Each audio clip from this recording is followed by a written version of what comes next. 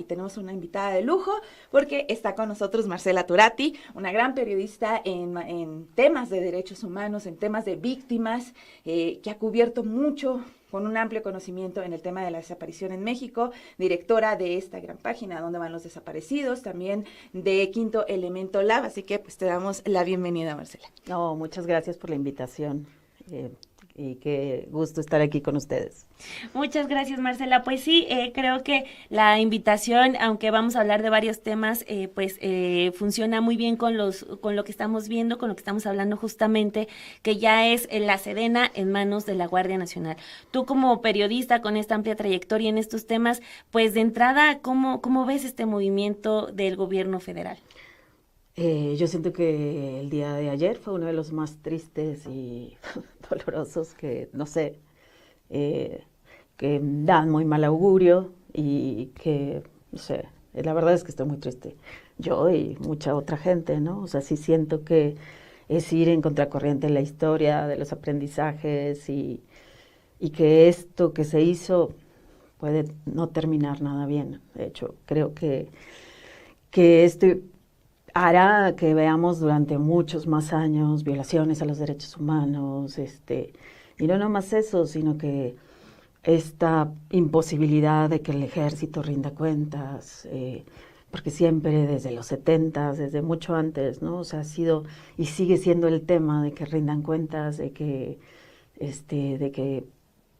realmente se pueda reformar, o sea, cambiar la seguridad pública, hacerla de otra manera, y desde la guerra de Calderón, ¿no? Desde la guerra contra las drogas, pues vemos que esto solo ha generado más violencia, ¿no? Entonces, pues lo que siento es que se viene mucho más trabajo para los periodistas que cubrimos derechos humanos, para las comisiones de derechos humanos y bueno, en general.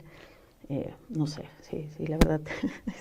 Marcela, desde la perspectiva de casos como Ayotzinapa, de casos, por ejemplo, sabemos que en Tamaulipas hay otros casos de marinos, esta situación, pues, lo acabas de mencionar, cómo se ve desde la perspectiva, pero también vemos estas declaraciones del presidente de irse en contra de organizaciones de derechos humanos, que en su mayoría dice que están en situaciones acomodados, de que solamente simulan y fingen, mientras han estado jugando el papel de acahuetes, o que en otros tiempos no expresaban de esa forma, y que, pues, el cambio de opinión en el tema es un legítimo cambio de opinión, y sobre todo el discurso principal es de que son diferentes, que ahora la militarización, como es un gobierno diferente, ya no debemos de estar en contra como cuando estábamos en contra de otros gobiernos. Pues no sé, o sea, de realmente qué es diferente. O sea, es el mismo ADN, son los mismos militares, son los mismos que veíamos apenas la semana pasada y antepasada, que hicieron en Ayotzinapa lo que hicieron, ¿no? Que desde los 70s, los vuelos de la muerte, no sé, exterminar a los jóvenes que eran militantes, ¿no? De grupos de izquierda, guerrilleros. Vemos pues casos que han llegado de desapariciones a la Corte Interamericana, que se ha juzgado a México por eso. No vemos que haya un cambio, o sea, aparte es como un ir en contra de la historia, ¿no? O sea, cuando vemos que países como Chile, ¿no? Ponen a los civiles por encima de los militares, cuando vemos en Colombia, Petro y la Comisión de la Verdad, lo primero que dicen es sacar la seguridad pública de ahí del Ministerio de Defensa, ¿no? Para que deje de tener una lógica de guerra, ¿no? Y apenas se presentó aquí, vinieron 3 comisionados de Colombia para presentar el informe, estuvo el subsecretario Encinas, y de hecho advirtieron, ¿no? Hubo una advertencia de, bueno, México puede copiar esto, estaría bien, y una de las cosas pues que llamaban la atención era justamente por qué México va en sentido contrario, ¿no? Entonces, la historia ha sido muy clara, ¿no? Chiapas, no sé, es que casi todos los casos tienen involucramiento militar, o sea, las masacres en Tamaulipas, el mismo general Crescencio estuvo en la misma zona donde ocurrían las masacres de Allende y no ha dado cuenta de qué pasó, o sea, que la presencia militar mejoró, pues hubo cuántos desaparecidos, decenas, al menos 60, se dice que más de 300 muertos, no fue un día, fueron varias semanas, así como fueron varias semanas las masacres que hubo en San Fernando, Tamaulipas, y en varias zonas de Tamaulipas, y el ejército tenía base, el ejército estaba ahí. Entonces, ¿qué les están enseñando? No sabemos. ¿Qué es diferente? O sea, no sabemos, o sea, dice, pues sí, ahora están en seguridad pública, nos presentan lo que hacen en el plan de N3, cuando hay desastres naturales, y eso es lo que vemos. Y los que están en inteligencia militar, y los que usaron Pegasus ilegalmente, todo eso, o sea, esos que, ¿dónde están? Toda esa generación de militares que también fueron entrenados en Estados Unidos, en las peores bases militares, donde se enseña la desaparición, donde se enseña la tortura, esos dónde están, ¿no? Entonces, ya los depuraron, ¿cómo sabemos? Entonces el miedo que me da es que no hay controles, se pasa una ley sin controles, sin especificar cuándo el presidente los puede usar, nos los ponen otros 6 años, y siento que fue un engaño también, ¿no? O sea, se iba a fortalecer la seguridad pública y las policías, y lo que hicieron fue pasarle ahora al ejército todo, y catálogo de más de 240 tareas que ya tienen asignadas, 244 según el estudio que hizo el CIDE, que no le tocan a los militares. Y la ONU, las comisiones estatales de derechos humanos, casi todas, salvo la CNDH, diciendo esto va en contra de todas el derecho internacional, y no les importó, y no haya, o sea, lo pasaron así, como si fuera un triunfo, y yo creo que es una derrota para todos, ¿no? Ahorita estaba viendo, ¿no? O sea, no sé si se puede ver ahí. A ver si en tu Vimeo puedes aquí vamos abrir, a compartir. porque sí, o sea, esa imagen habla como, pues, bastante de parte de la historia de México, a final de cuentas. A ver. Claro, o sea, ¿qué cambió? ¿Qué es diferente de cuando se tomó esta imagen de Pedro Valtierra, ¿no? Pedro Valtierra. En el 98. Cuando las bases zapatistas, si no lo podemos descolgar y mostrar, ¿no? Pero sí, porque a mí me gustaría preguntarte sobre eso, o sea, suena muy feo decirlo, pero ya está, o sea, ya fue aprobado, y es como de, aguántate, ¿no? Pero también siento que podemos ponerle otros temas, por ejemplo, lo que nos acaba de presentar Romina de lo de Heidi. También está lo que pasó apenas con lo de la Comisión de la Verdad, en la que frente a familiares de víctimas de la Guerra Sucia, Luis Crescencio Sandoval dice, pues vamos primero por unas letras doradas para los soldados caídos, frente a las víctimas, a los familiares de las víctimas directas. Bueno, también ellos son víctimas a final de cuentas, pero ahorita decías lo del orden, lo de qué va a pasar ya con esto que tenemos encima todos. ¿Crees o ves pronto tú que se dé más información sobre esto de cómo es que se va a controlar a los militares? Luis Crescencio Sandoval hoy también lo dijo, estuvimos actuando siempre al filo de la navaja. Ahí también ya hay como que lo admite, y el rango de quien lo admite no es menor. ¿Sientes tú que en el mediano plazo va a pasar al menos esta apertura del ejército para tener un poco de más control sobre lo que pueda hacer, sobre el presidente, que también los ponga un poco más acatados, ya que van a tener en sus manos las tareas de seguridad? Pues mira, como periodista, y qué bueno que sacaste ese momento, ¿no? En cuando se presenta ya el inicio de los trabajos de la Comisión de la Verdad, para el periodo que llamamos de la Guerra Sucia, ¿no? Donde el general dice esto de, bueno, y también les vamos a hacer las placas a todos los que murieron en su deber. Y su deber, pues, y él se refiere a momentos como el 65, el ataque al cuartel de Madera, el 68, y otros incidentes, no me acuerdo cómo lo dice. Al terminar ese evento, y ahí está en la nota que publicamos, se baja y se va y se toma unas selfies con sus invitados. ¿Y quiénes eran sus invitados? Sus invitados que me tocó entrevistarlos, eran heridos en el 68, o sea, militares heridos en el 68, cuando se hirieron entre ellos. O sea, yo le dije, bueno, ¿a usted qué le pasó? Había un hombre con la cara deforme, ¿no? ¿A usted qué le pasó? No, pues me balearon en el 68 en Tlatelolco. Dije, ¿quién fue? Ay, no sé, había un mar de gentes. Pues, ¿quién llevaba armas? O sea, entonces, a esos, o no sé, otros no me quisieron decir de qué eventos venían, ¿no? ¿Cuáles son esos eventos que dice que mueren por el deber?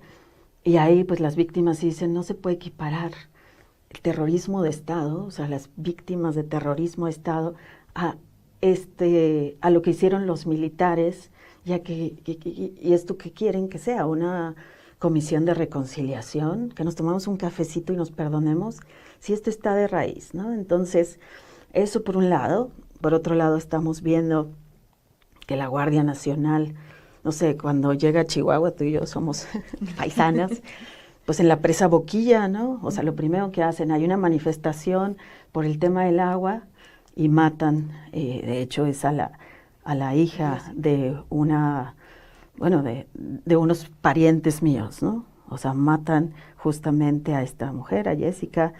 A finales del año pasado en Juárez mataron a una persona que se cruzó de El Paso, Texas a Juárez, y en el puente se le salió un tiro, y es la Guardia Nacional.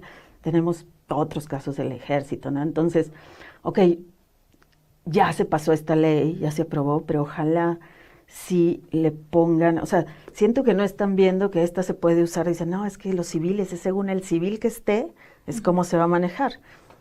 Bueno, entonces, ¿qué civil sigue? O sea, ¿por qué nunca piensan que el siguiente puede ser peor, no? O sea, que el siguiente va a ser diferente, que no va a ser el mismo. ¿Quién va a ser ese civil con todo ese poder, no? ¿Quién lo va a acotar? Si no es el momento de que ponen estos mecanismos de rendición de cuentas, el mismo Encinas en la conferencia de Ayotzinapa dijo, le preguntamos, el ejército ya le entregó todo, y dice, no, el GIEI, con orden presidencial, cada conferencia de Ayotzinapa se queja de que el ejército no quiere y no está entregando los papeles. Ha entregado algunas cosas y ha sido por presión del presidente, pero ni así, ¿no? Entonces, lo poco que ha entregado y lo que falta por entregar, ¿qué hay ahí? No sé, entonces, habría que pensar en ese futuro. ¿Para quién va a operar? ¿Para quién van a operar esta Guardia Nacional, no? Y que dejen de maquillar cifras, ¿no? O sea, que dejen de bajarle, no distraigan con que qué estaban haciendo, como cuando dijeron de la Sierra Tarahumara, que por qué antes los jesuitas no dijeron nada. Por Dios, o sea, todos hemos visto que desde la Operación Cóndor en los 70s, ya hablaban, y que los mismos curas que alzaron la voz eran los curas que denunciaron masacres. Entonces, pues siento que no hay que caer en esa retórica de qué estaban haciendo, ¿no? Más bien hay que pensar en el futuro y decir cómo acotamos esto y cómo se hace realmente para que nuestra seguridad pública sí tenga estos temas de estándares de derechos humanos y no retrocedamos como país, ¿no? Claro, porque el punto principal es, y ya lo mencionabas y nosotros también lo mencionábamos en programas anteriores, no hubo un cambio de elementos del ejército. Es más, Luis Crescencio Sandoval lo aquí ha dicho cuando pasó lo de Allende, que los familiares de Allende le han reclamado, bueno, diga dónde estaba el señor, dice que en ese momento ellos estaban atendiendo un incendio. Y los familiares de Allende dicen, ay caramba, pues que el incendio era como los que pasan en California, o ¿por qué? Si te pedimos, porque fueron días, y ni siquiera fueron días, fueron meses lo que pasó en Allende. Y lo de Ayotzinapa también, o sea, Ayotzinapa salieron a desponchar una llanta, o que había un incendio, igual también en Ayotzinapa, ay no, los del 27 Batallón no estaban. Falsearon las bitácoras del ejército. Ellos acomodaron cosas para hacer todo el montaje de la verdad histórica.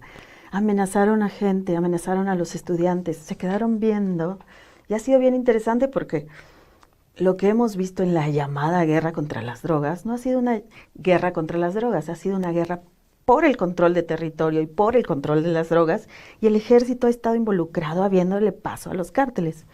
¿Qué pasó en Juárez? que ahora dicen, no, ya Juárez se pacificó, y eso lo vi en una entrevista hace unos días aquí, ¿no? Con el ex titular de la Comisión de Derechos Humanos allá, que decía, no, ya Juárez, y ya no hay delitos, o sea, graves, y la Guardia Nacional, todo bien, y decía, no es cierto, o sea, ahorita Juárez sigue otra vez en su momento con la Guardia Nacional ahí, ya lleva desde el 2020. Los delitos ya se volvieron a incrementar otra vez, y siempre han estado como espectadores, pero lo que hemos visto en estas estrategias de operaciones militares y de control territorial ha sido que le abren paso a otros cárteles. A veces, como en Juárez, hubo un exterminio. Pues no sé, murieron al menos 11,000 jóvenes en los peores años, y eran estos jóvenes que trabajaban para el otro grupo, ¿no? Para el de Juárez. Entonces eran como espectadores, decían que no podían intervenir, entonces bueno, ya cambió la ley, ya van a poder intervenir, pero estaban en las escenas del crimen, no detenían a nadie, se la pasaban viendo, pero abrieron, o sea, lo que vemos es que en los lugares a donde llegó el ejército se rompieron los equilibrios, empezó la violencia, hubo muchas violaciones a los derechos humanos. No es nomás la Policía Federal, porque ahora todo el mundo, ay, no, era la Policía Federal mala. No, la verdad no entiendo cuál es la diferencia entre lo que está haciendo este gobierno y lo que hizo Calderón. Cambiaron la ley para poder legitimar lo que ya salió mal. Híjole, no sé, habrá que ver, espero que no sé, que sí piensen en controles, porque llevamos años, no sé, queriendo, se han querido juzgar casos de la guerra sucia y no se puede porque todo es en la jurisdicción militar, los propios militares se investigan y uno no sabe, tienen todo reservado como seguridad nacional. Van a transparentar, ojalá, y creen esos mecanismos de transparencia, ¿no?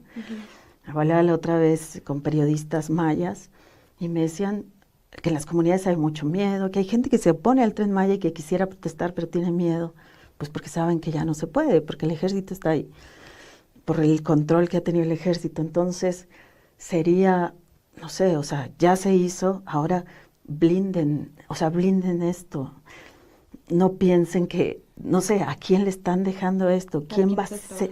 Exacto. ¿Quién va a estar el próximo sexenio? ¿A ese cómo lo van a controlar? Ese civil va a ser Andrés Manuel. ¿Quién va a ser? ¿Va a ser alguien que realmente va a acotar al ejército?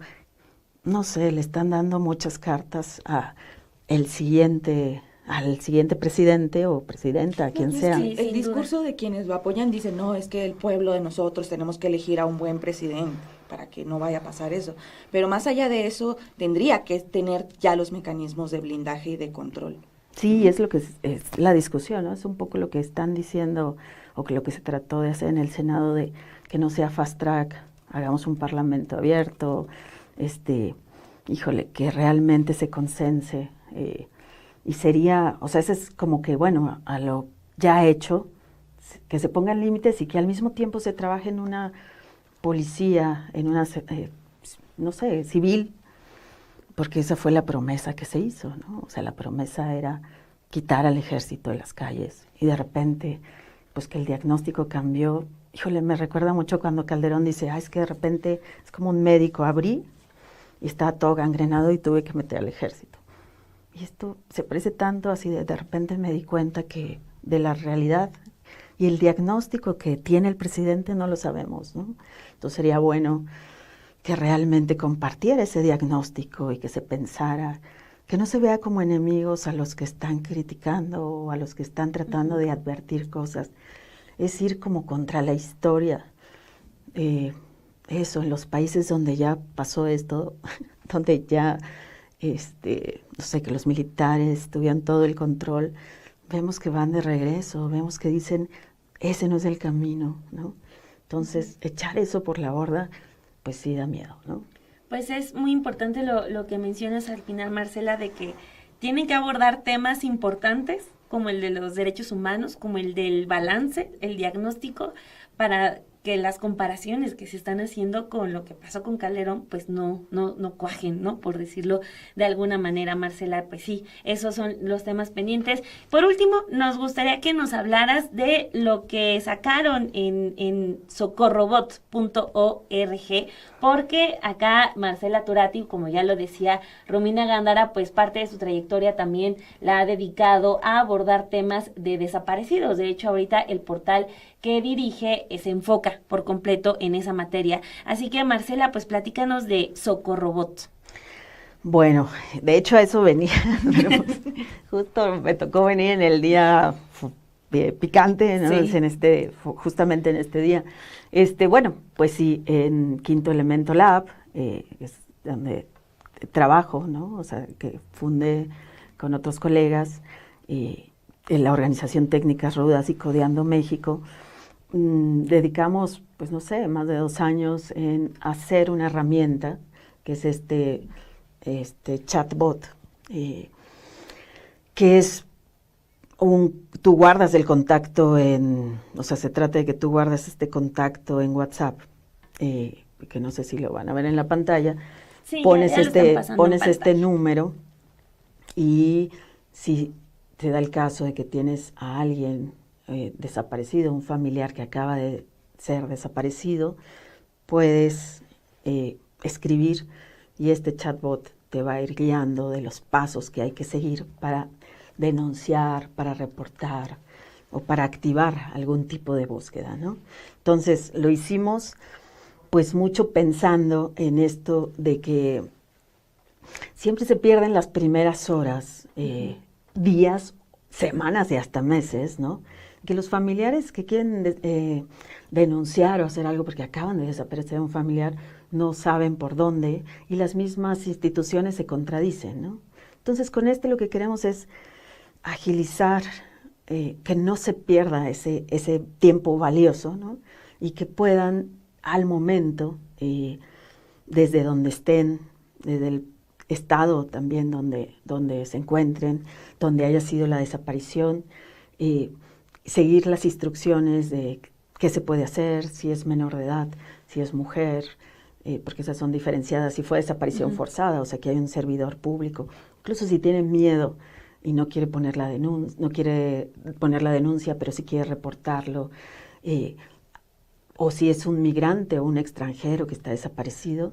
Entonces, que es una conversación, o sea, no va a contestar a alguien, sino va a ser una conversación por WhatsApp, te va a ir guiando según las preguntas que vas poniendo, ¿no? Entonces, lo que pues surge, ¿no?, de esta crisis humanitaria, ¿no?, de más de 105,000 personas desaparecidas, que al menos 15 personas, o un promedio más bien de 15 personas desaparecen al día, que no ha bajado el tema de la desaparición de personas. Entonces, pues es una iniciativa ciudadana que no te pide datos, por cierto, no te va a pedir nunca tus datos, no te va a pedir nombre de nada, no te va a pedir, salvo que tú digas si es menor de edad, si es mujer o en qué estado fue. Ok. Y para guiarte en estas horas tan difíciles, ¿no? Exacto, guárdense este número, o esperemos nadie tenga que utilizarlo, pero pues hay que saber que ya existe una herramienta que auxilia, en resumen, y como ustedes lo están viendo en pantalla, este bot te da información sobre el proceso de búsqueda o denuncia de la desaparición de una persona en México. El número es 55 92 25 21 74. De todos modos, pues también lo vamos a estar posteando en redes sociales. Ojalá nadie lo necesite, pero ya está esta herramienta que sí es un esfuerzo independiente de organizaciones civiles, periodísticas, entonces pues ya está esa herramienta. Sí, y eso decimos, o sea, es un proyecto que ojalá no hubiéramos, o sea, tenido que hacer, sí, pero para cómo están las cosas, para la situación en que se vive, pues ojalá no se tenga que usar, pero ahí está. Y desde que lo lanzamos, por lo menos he tenido pues 3 mensajes de gente que ha desaparecido y que lo quiere usar, o no directos, pero que vemos que lo han pasado, ya familiares de personas desaparecidas lo han ido probando, lo hemos también pasado a colectivos que lo han usado con nosotras y bueno, y poco a poco pues queremos con esto ayudar en esos momentos y ojalá eso, guárdenlo. También hay una página web, socorrobot.org, donde pueden checar la información, donde damos tips de seguridad y un poco más sobre este proyecto. Perfecto, Marcela. Bueno, pues muchísimas gracias. Es muy, y de hecho dice, ojalá nunca tengas que usarlo, sí, ojalá nunca tengamos que usarlo, y es muy importante que quienes nos están viendo no es un generador de reportes, es una herramienta que le ayuda a la persona a conocer qué hacer, a dónde acudir, o incluso, creo que hasta las direcciones, así que, pues ojalá nadie tenga que utilizarlo, pero guarde el número 55 92 25 21 74. Muchísimas gracias, Marcela, por estar. Te digo, la entrevista era para Socorrobot y ya te aprovechamos para otro tema que... No, pero es que, o sea, teniendo a alguien con la trayectoria de Marcela, pues cómo no le íbamos a preguntar de estos temas. Yo sí me quedo con muchas cosas de las que comentaste para seguir exigiéndolas porque es importante. No, muchísimas gracias a ustedes y pues un abrazo y no sé si se pudo ver. Sí se vio. La gran imagen de Pedro Valtierra, icónica. Vamos a una pausa y regresamos con más información.